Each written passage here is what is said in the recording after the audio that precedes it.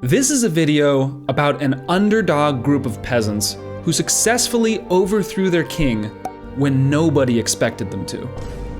Moreover, they invented a whole new type of government without kings, constantly outsmarted their enemies to win battle after battle, and created this prosperous medieval society.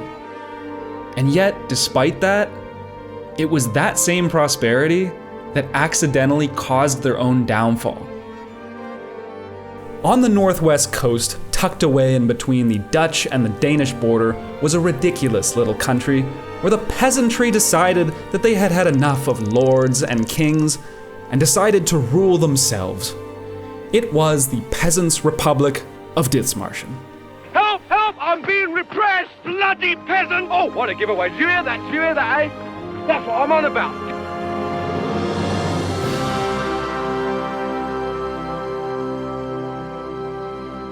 The peasants ruling themselves was a radical idea because the norm in medieval Europe was feudalism, where people were organized into strict hierarchies, telling them what land they could farm, who owed taxes to who, and who owed military service to who, basically.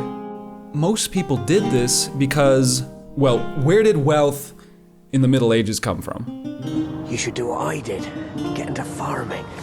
And if you're really creative, you can do a bit of fishing or a bit of craftsmanship, but really it's farming. So the Dithmarschers didn't like feudalism because why would they need it? They were marsh people. The whole of Dithmarschen is a boggy, swampy lowland lying in a very precarious place upon the sea. So before they built canals and levees to drain the water, it was marshy AF, and farming there was terrible. And what you have to know about marsh people is that they're hard to control. For example, a thing that the marsh militia could do was open up the dikes and flood the oncoming attackers, which is effective, as you can imagine. The Venetians were also powerful in this era because they coalesced around a really defensible set of marsh islands and then used this as a base to launch a maritime, Thessalocratic trading empire. Oh. It was super defensible. They were in this lagoon, and they were literally on the islands in the middle of the lagoon, and enemy armies would sit far away on the mainland and be like, oh damn, we can't do anything. We can't get past the Navy. In the modern day, the so-called marsh Arabs were such a pain in the ass for Saddam Hussein's Iraq, so much so that he literally drained the swamps and committed environmental terrorism in the 90s in order to force them out of the marsh and comply with his regime. Wow. Yeah. Just 20 years ago, 450,000 people lived here. Today, the estimate is 10,000 residents remain. The Dithmarscheans cultivated a long history of not respecting authority and just generally being a nuisance to any count or king or ecclesiastical ruler that wanted to assert control over them. In the 1100s, before it was a republic, the nasty Count Rudolf II of Stade ruled Dithmarschen with an iron fist, even demanding an extra grain tax when the community was experiencing drought. The Dithmarschers, being so dissatisfied by Rudolf's reign, hatched a plan. Some of the peasants would hide themselves in grain sacks that were to be brought into the Count's castle early in the morning, like some kind of budget Trojan horse movie. Once inside the castle, they leapt from the sacks to the battle cry of Ruret de Han Schnidit de Saxbahn, which I'm sure is exactly how it went. They set the castle on fire, killed the Count and his wife Valberga, and thus went about their merry way. But this is before they're still not a republic yet.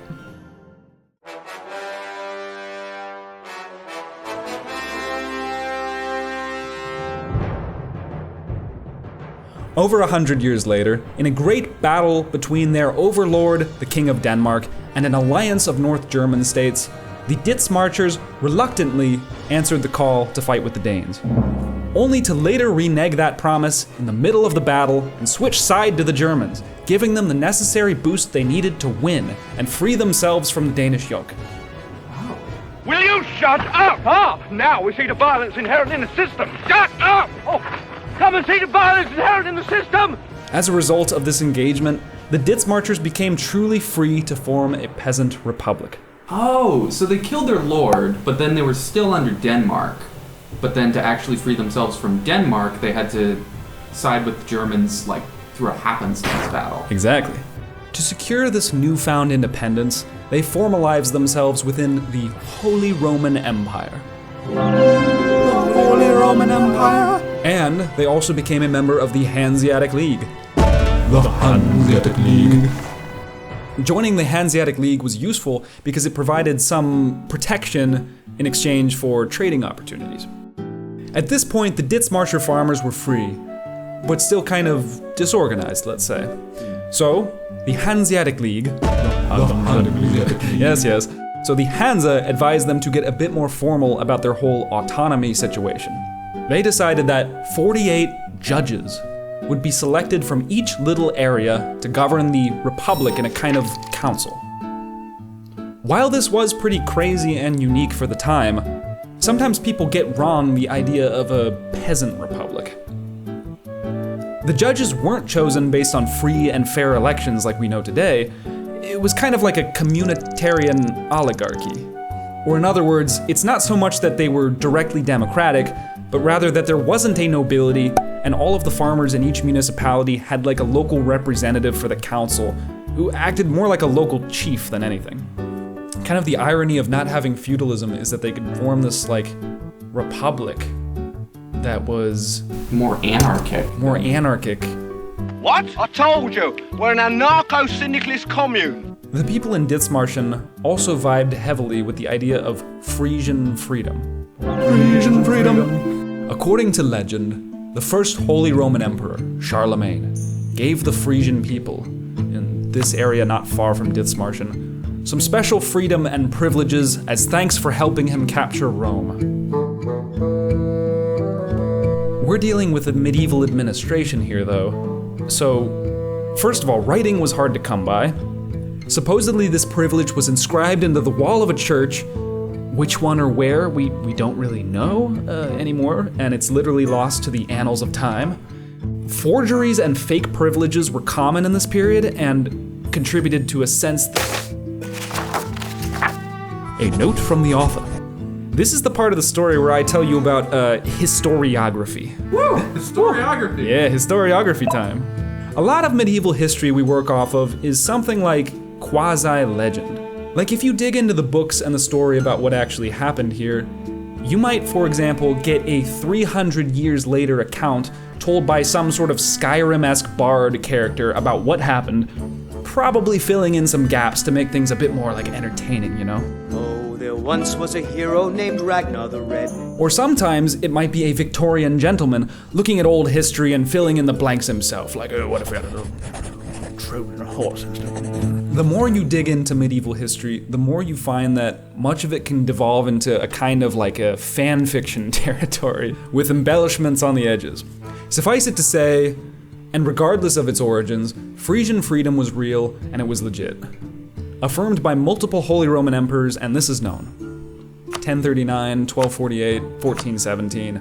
Frisian freedom was affirmed at all these dates by different emperors. Like, we know we have the writing and stuff. It's just, the origin of it is that Charlemagne bestowed it for thanks for, you know, sacking Rome. I mean, this shit was just made up. Like, not to mention, they're marsh people. They're out there on a bunch of defensible marsh islands. If you give them some extra freedoms, it makes them happy, and you don't really get anything out of them anyways. So, what's the disadvantage? Don't think I've forgotten about Dithmarschen, though, who was in the same region and traded heavily with the Frisians. Over the centuries, modernity caught up to the Frisians, and their freedoms were slowly eroded. They were slowly absorbed into larger entities in the surrounding area. But plucky old Dithmarschen lasted longer than the other guys.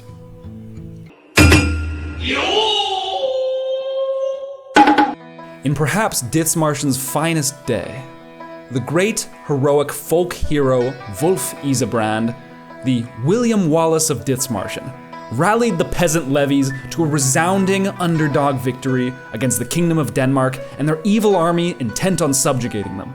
Yeah. The farmers flooded the dikes of the farmlands when they spotted the oncoming armies, hemming them into a narrow road where the enemy's superior numbers would no longer be an advantage. They rallied to the battle cry of Vor de God Bordekump. Doesn't quite work as a rallying cry if you ask me, but hey, the Dithmarsians and their hero Wolf were inspired and managed to repel the Danes and maintain their republican independence. So clearly I know nothing. In the aftermath, the Dithmarsians buried the bodies of the enemy's common soldiers, but in their contempt for the nobility, left the bodies of the lords to rot in the fields. Wow, that's pretty peasant republic. Oh, and there's also this German band who made a song about it, I think.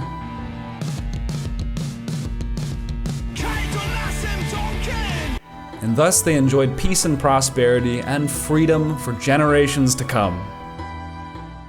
Wait, no, there's another chapter. Whoa. The end of Dithmarschen is called The Last Feud.